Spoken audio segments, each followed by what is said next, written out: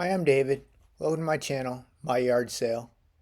Today I'm going to talk about a little mix mash of just chatty stuff. So I hope you like the things that I'm talking about, and if you have any questions, do me a favor and leave them below. I'll answer all questions, I respond to all comments. So where I live right now, I live in the Northeast. It's interesting weather because it's rather warm during the day. It gets up in the 70s and 80s during the day, and then at night it's down to the 50s and 40s. So if I leave my windows closed, it keeps my house pretty moderately temperate. It's not too bad, but it's definitely getting a little bit more on the chilly side. I'm back to wearing some long sleeves, and pretty soon I'll be wearing a hat, just because I like to stay warm, and when it gets chilly, I don't really respond well. So the weather's nice.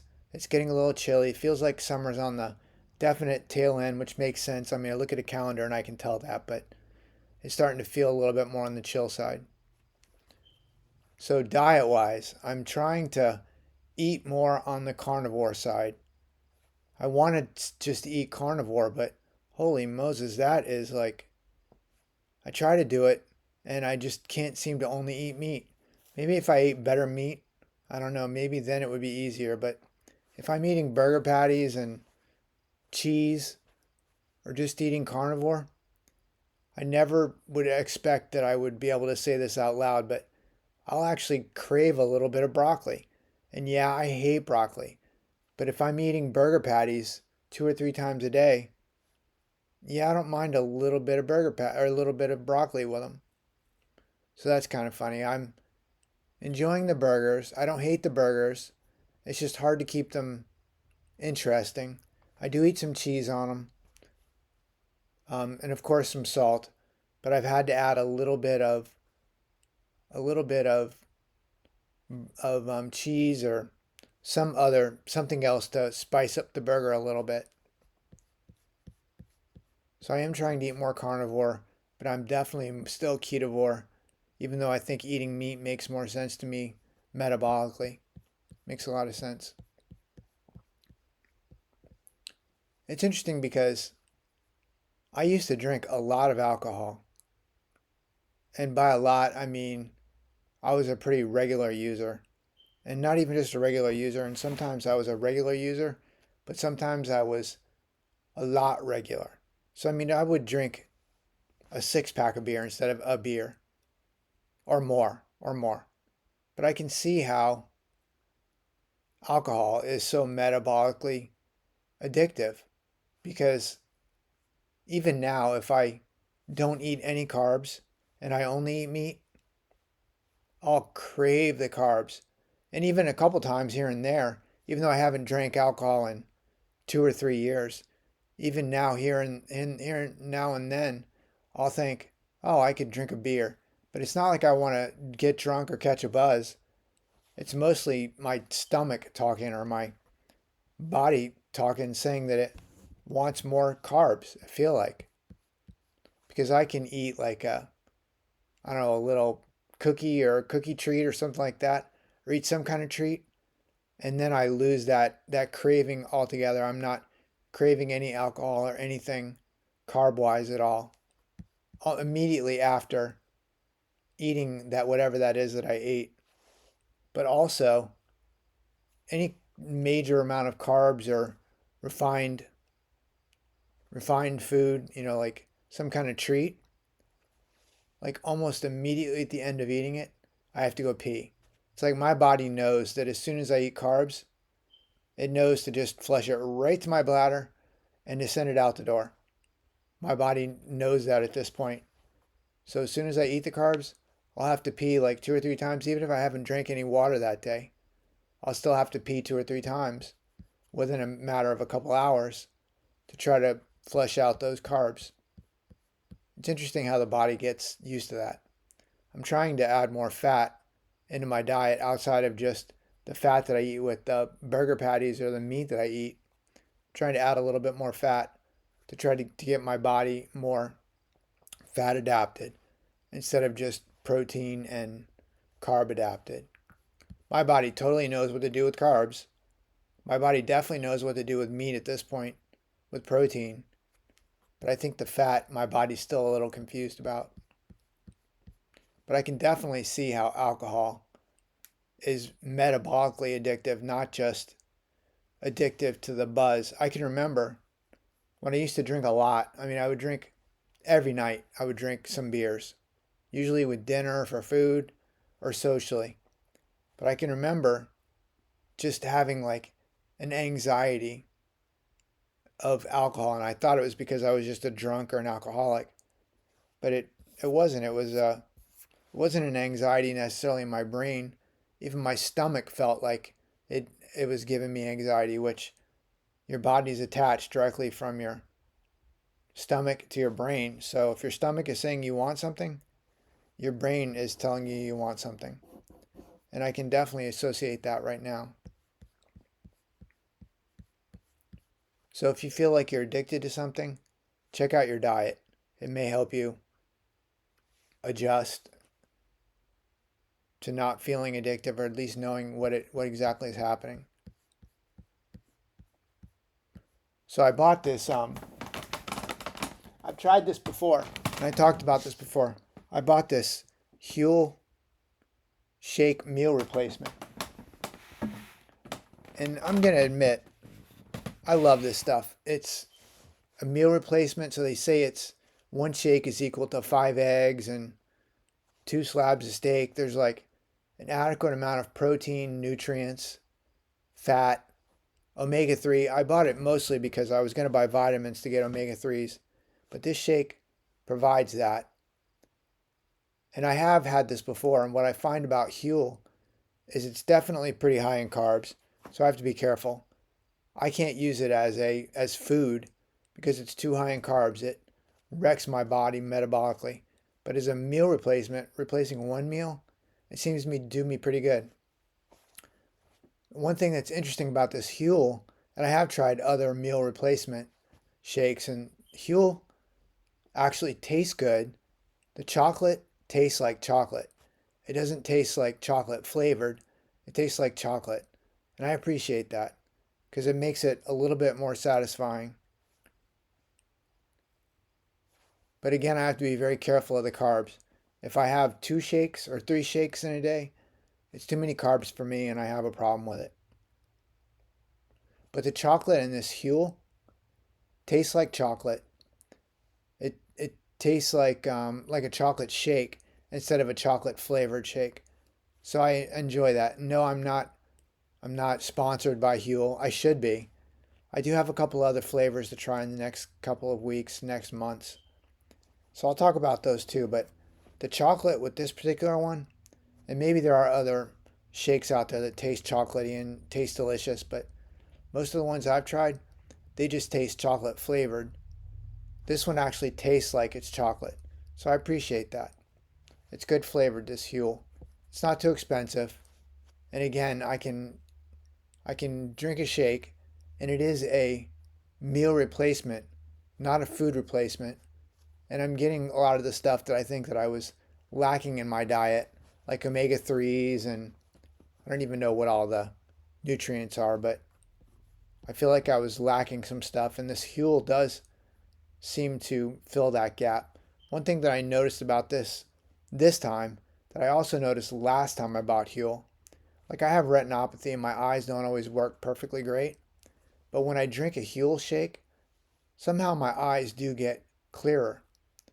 And I thought at first it was because I was maybe dehydrated and I need the liquid that I was getting out of the shake.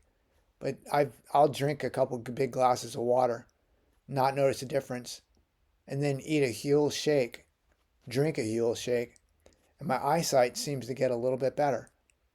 And again, my eyesight isn't because my eyes are bad. I clearly wear glasses, and it's not because my prescription is off. It's because my eyesight is off. Somehow this Huel does seem to make my eyesight a little bit better. I don't know exactly how that would work, but somehow it does. But again, meal substitutes are good as a meal substitute. It's not food. if you have, or I have problems metabolically, so I can't lean on Huel or meal substitutes as food because of the carbs. Very high carbs, and it just wrecks my body. It makes me metabolically broken, and I just can't do it. So, as a meal replacement, it's a good alternative. As a food replacement, not so good. So I'm happy that this year the Farmer's Almanac is saying we might get another year of reasonable weather. I'm happy about that because I'm not a huge fan of freezing my ass off in the Northeast. Of course, I wasn't a huge fan of sweating to death in the South either, but I would love to have some nice moderate temperatures for the whole season. That would be great. I would appreciate that greatly. Seems like Farmer's Almanac is saying that that's going to be the case for this year. So I'm pretty happy about that. So I'm a little concerned about this whole thing with these astronauts in space. So they left the two up in space, expecting somebody else to go up and rescue them. And, you know, what the heck? I'm sure that these two didn't know that that's what they were signing up for, but I think the rest of us that bought American cars, American products, that followed the American diet, we all knew that anything with the word American in it has has the possibility to fail, a great possibility to fail. If there's not a lot of money in it, it's probably going to fail. My concern for the country is that now they've got these two astronauts in space, supposedly, because who knows? But they've got these two astronauts in space, and then they're going to rally a rescue plan that's going to cost $1 trillion. And I'm an asshole if I don't vote for it. Like I want two people in space to die, but somebody's going to have to pay for that. And it's not going to be cheap. It's going to be expensive. So I'm waiting for them to try to rally together the rescue plan and try to get everybody excited about how little it's going to cost to actually do it. And it's going to be probably a couple $1 trillion. And they're going to get everybody excited about it. And then again, there's going to be that group of people that make it so that those of us that don't want to have our kids tapped with the expenses 20 years down the line, we're the assholes for not saying we want to go save these astronauts. And again, I've been trapped a place where I wasn't sure if I was going to live or die in the past. And I wouldn't want to be left in that situation, but honestly, I wouldn't have done it again if I knew what I know now. So, I mean, I don't know how this is going to pan out, but I'm assuming that in probably pretty short order, there's going to be some rescue cry that we're going to have to all get together, rally together, and subsidize to our American government that set this all up, I think, on purpose to be able to tap another trillion or $2 trillion out of the bankroll of the government, of the country. I feel like that's coming. We'll see what happens. So I bought a new iPad that I was pretty excited about. I'm pretty excited about technology in general. So I bought a new iPad though so I could watch TV or watch videos when I'm just sitting around. I had an iPad before that I really enjoyed and appreciated. Um, but this new iPad, I bought a regular iPad. I feel like I could have got an iPad mini. I was pretty used to using my phone in bed or sitting here at my chair. I got pretty used to using my phone. And now having this iPad is not only is it very large, which would probably be nice when I'm trying to watch football or something, but trying to sit in bed and watch on this iPad, it's like a little bit too big. I could have definitely gone a little bit bigger than my phone and a little bit smaller than my iPad, like the iPad mini. It's too bad the iPad mini was more expensive than the iPad. That was that kind of made me sad because I could have definitely got that iPad mini. So if you're thinking about getting an iPad, If you're going to sit in a place where you can prop it up, the iPad is perfect because there's a lot of space on it. There's a lot of viewing space on it. But if you're going to try to be balancing it standing up, then you may want to consider a smaller iPad. Just a thought. It's what I kind of experienced with having this iPad. I'm happy with it. I'm happy with the technology, but I could have definitely used a little bit smaller of a viewable space, smaller of a just it's so big. If I sit it on my bed, even with the stand that I bought or the what do you call it the thing that props it up, even with that, if I like move around too much, that thing folds down and the whole thing falls over. Or if I try to lean the iPad up against like a pillow or something, it doesn't really work out that great. It'd be better just to be smaller. So I had bought a couple weeks back these Walmart pan pizzas that I really thought they were just Red Baron pan pizzas, which I'm just going to say right now, they are not. The Red Baron pan pizzas are small. They're like this big around. They're small. It's like you have to eat both of them for a meal. They come with like this little piece of paper that you put in the microwave, and then you put this frozen pizza on top of it, and somehow it browns the pizza. I don't totally get it, but in the microwave it'll kind of crisp up the pizza a little bit. Now the Walmart pan pizzas are a little bit cheaper than those Red Baron ones. They're much bigger. Each pan pizza is really a meal, but it's not a little tiny one that you put on a piece of microwave paper and brown it up. I really do like these Walmart pan pizzas though. They taste good, but the next one I cook, I'll actually cook it in the oven. I think it'll be better to have some crispness to it. So my health seems to be doing a little bit better. Some things are getting a little bit easier. I'm trying to work out more. I'm trying to do more push-ups and squats just to get my blood flowing and keep things going. I'm trying to walk a little bit more because for a while I was having a hard time even walking, which is disturbing because you have to walk to go to the kitchen. You have to walk to go to the bathroom. And when you're not sure how that's going to work, that can be pretty disturbing. But I am getting around a little bit better, and I'm trying to get my strength back, all the while eating meat and trying to not eat carbs and garbage, even though my brain tells me, go get some carbs and garbage because it's delicious and I love it. It's very difficult, but my health seems to be getting a little bit better. And like I said, I drink that shake and somehow my eyes get much clearer. Maybe it's the omega-3s, I don't even know. But it seems like things are slowly inching closer and closer to getting better. I've still been trying to figure out what that glycation is. Because I thought I was having glycation in my joints, and that was what was causing all the snapping in my hands and in my elbows and my shoulders. I thought it was glycation, and it quite frankly still could be. I just can't seem to find the right report or the right video. I can't seem to figure out exactly what glycation does because when I look it up online, they talk about glycation in the skin.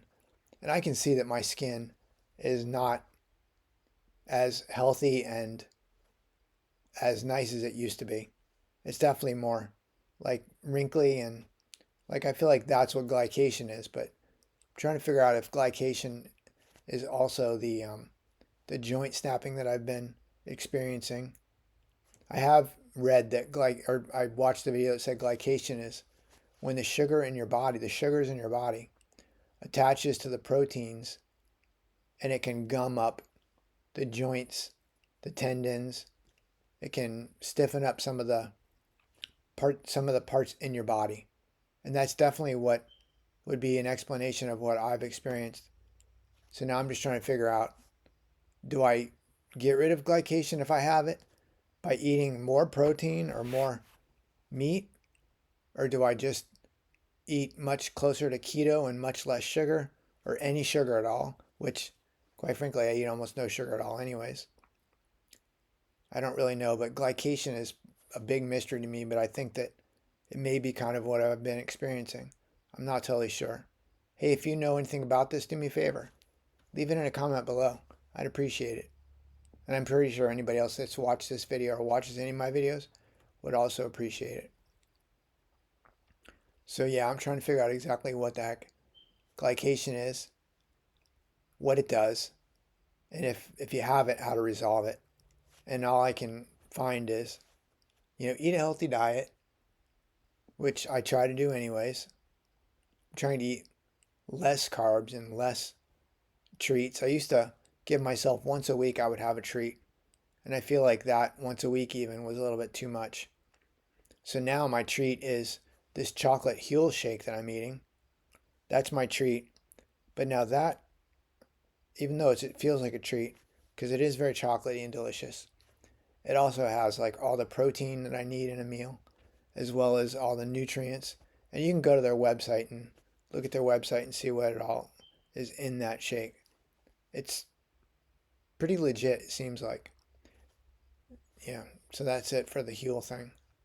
And glycation. I wish I understood glycation better because I feel like that's been what's causing me a lot of problems. Some days I'll wake up, definitely depending on what I ate the day before, and I'll literally need to have all the joints in my body from basically, excuse me, my ankles all the way up to my fingertips or my hands. I'll need to like snap all the joints before I'll be able to feel confidence in walking from one end of my house to the other. And not that a joint is gonna make a snap noise and I'm gonna lose strength. Anyways, this is just another update in my health cycle and my life cycle. Hope you enjoyed this post, and if you did, do me a favor, give me a thumbs up. If you want to hear more about stuff like this, do me a favor and subscribe. I would appreciate it. And I hope you have a great rest of the day. Have a great weekend. Bye-bye. Bye, everybody.